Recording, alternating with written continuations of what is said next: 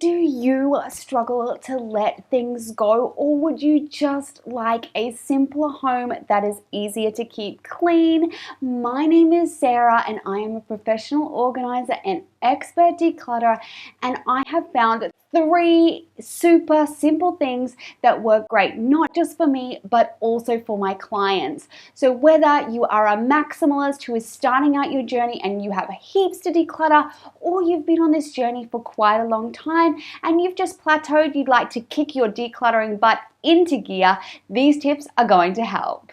Tip number 1 is to break down your decluttering projects into small bite-sized amounts. So these are things that you could do in 15 to 20 minutes. This is something I do for my clients, but I also teach them how to do it themselves so they can continue that decluttering process long after I'm gone. The reason this works so well is because you can build off your wins and it's super achievable. So if you're not sure where to start with decluttering, if you're feeling really overwhelmed, breaking down the jobs into small bite-sized parts is a great way to kickstart. If you are not sure what sort of amount to do to make it about 15 to 20 minutes, we say around here, let boundaries be the bad guys. And this works great, not just for knowing how much stuff to keep, but also what a good limit time-wise is. So if you are tackling your entire kitchen or a whole bedroom, you can start just one drawer at a time, one box at a time, one shelf of a cupboard, one shelf of a bookcase. So I'm going to commit to doing my entire junk drawer, go through everything within that drawer, get out anything that needs to be trashed, donated, and then move on to the next thing tomorrow. Tip number 2, and I think this one gets grossly underrated even with people who work in the industry, and that is to actually remove the items from your house.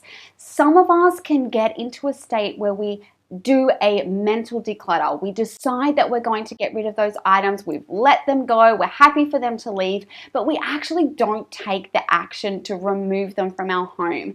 So I often come into clients' homes and they're like, oh, there's a big pile of boxes there that I need to take to recycling, I need to return these things. And so they don't actually need my help to declutter because they've already made that decision. What they need to do next is to action those decisions. So what I would encourage you to do if this is you and you tend to make the mental choice but not actually get those items out of your home is to, at the end of your week of decluttering, so you can do a full week where you're doing your 15 to 20 minute bite-sized declutters every single day, but at the end of that week, instead of decluttering, group all of your errands together. Commit to getting that stuff in the trash. Go to a recycling center where you can get rid of all of those boxes. Take donations to the donation bin or to a charity of your choice. Return items if they don't belong in your house or if someone else you know in your life wants them. If they're craft supplies that need to go to the preschool, if they're things that need to be returned to your kids' school, this is the day to do it. Group them all together and commit not to just decluttering, but also to getting those items out of your house. Tip number 3 is find some friends to help you. Now, as a professional organizer, people reach out to me because they need help, and having a third party come in can be super helpful.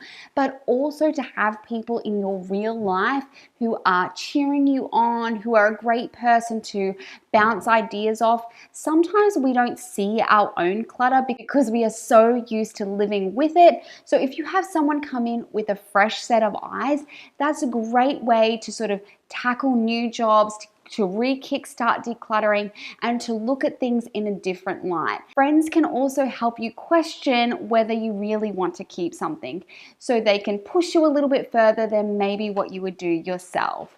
Now, I will caution you that it's really important that you pick people who, 1, listen to you and are willing to go through a critical thinking process. The friend who just wants to get rid of all of your stuff, or the friend that's going to talk you back into keeping stuff, maybe aren't the friends that you want to pick for this job. But someone else who is maybe decluttering as well, who can keep you accountable, who can help you set goals, they are crucial in not just decluttering your home the first time, but keeping you on track to keep decluttering time after time.